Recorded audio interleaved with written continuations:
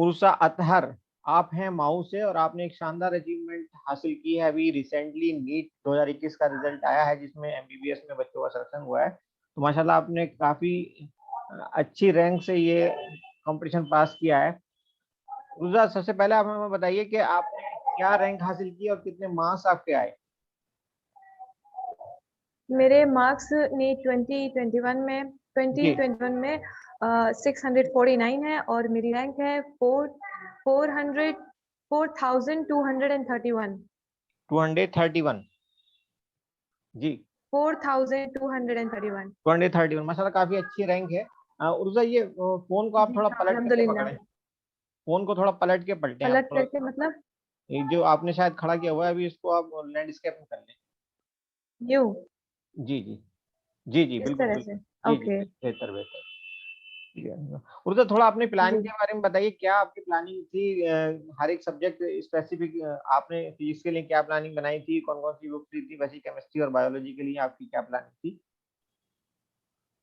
Planning मेरी यही थी कि मैं जो वीक सब्जेक्ट था उसको ज्यादा टाइमिंग दे देती थी और तीनों सब्जेक्ट को ही टाइमिंग देती थी। एक दिन में ऐसा नहीं करना था कि एक ही सब्जेक्ट पे आप मेनली फोकस कर रहे हो, ये अच्छा लग रहा है तो बस वही पढ़ा जाए। बायो अच्छी लग रही है क्या, केमिस्ट्री में कोई सब टॉपिक आपको अच्छा लग रहा है तो उसे ही पढ़े जा रहा है। तो मैं हर सब्जेक्ट को हर रोज ही पढ़ती थी। और मेरे लिए मेनली मेरी इनऑर्गेनिक केमिस्ट्री पे मुझे वर्क करना था। वो काफी मुझे टफ लगती है क्योंकि उसमें रटना बहुत होता है।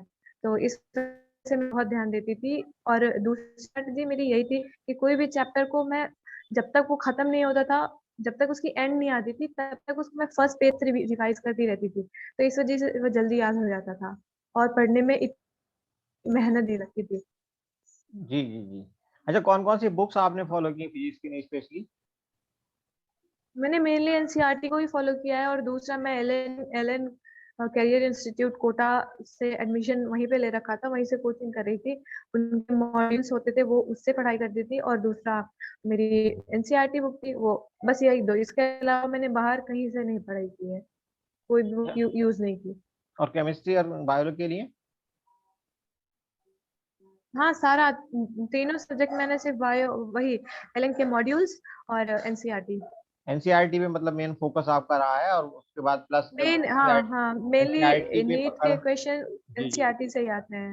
एनसीईआरटी पे जब जी, आपकी पकड़ मजबूत हो गई तो आपने एलन का कोटा का जो मटेरियल था उसको फॉलो करना शुरू किया और प्रैक्टिस की। क्वेश्चन नहीं, पेपर पहले आपने? एलएन के मॉड्यूल फिर एनसीईआरटी। अच्छा अच्छा। आपका कितने हाँ, साल का क्योंकि आपने एलएन चीजों को। जी, कितने जी, साल के मैंने क्वेश्चन पेपर मैंने आपने? दो सारे किए थे, मैंने 10 साल के पूरे 10 साल अटेम्प्ट के करे हैं पुराने क्वेश्चन नीट के पिछले। क्वेश्चन पेपर आपने प्रैक्टिस किए थे। और फिजिक्स के लिए क्या जी जी। आपने जेई मेंस के भी क्वेश्चंस पेपर्स ट्राई किए थे?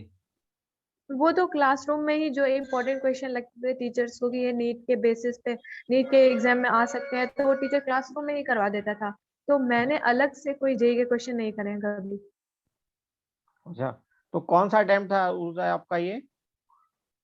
ये मेरा फोर्थ अटेम्प्ट, मतलब 2 साल तैयारी करी और फिर इस बार लॉकडाउन में घर, और फिर ये फोर्थ अटेम्प्ट हुआ।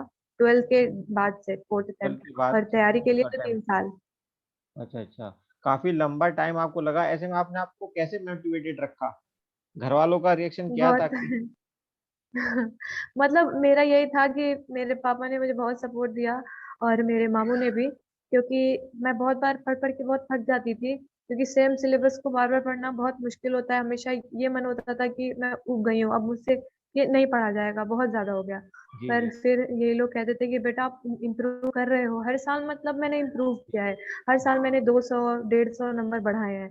तो जी। इस वजह से वो इम्प्रूवमेंट देख के ही मुझे हमेशा सपोर्ट करते थे पेरेंट्स की, नहीं बेटा तुम अच्छे कर रही हो।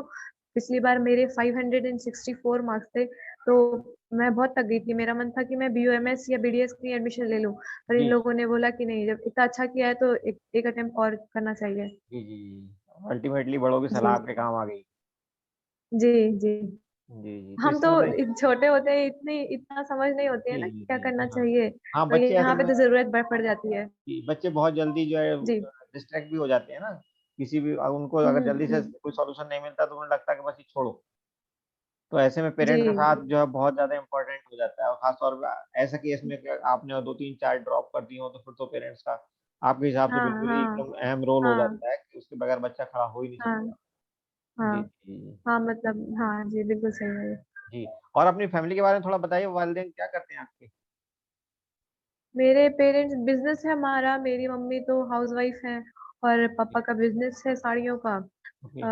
बस यही काम है। और पर मेरे पापा असल में पढ़े लिखे हैं थोड़ा सा, दोनों लोग ही पढ़े हुए हैं, ग्रेजुएट दोनों ही हैं। तो अच्छा। अब्बू का मेरे बहुत शौक था कि बच्चे मेरे कुछ पढ़े लिखे आगे बढ़े।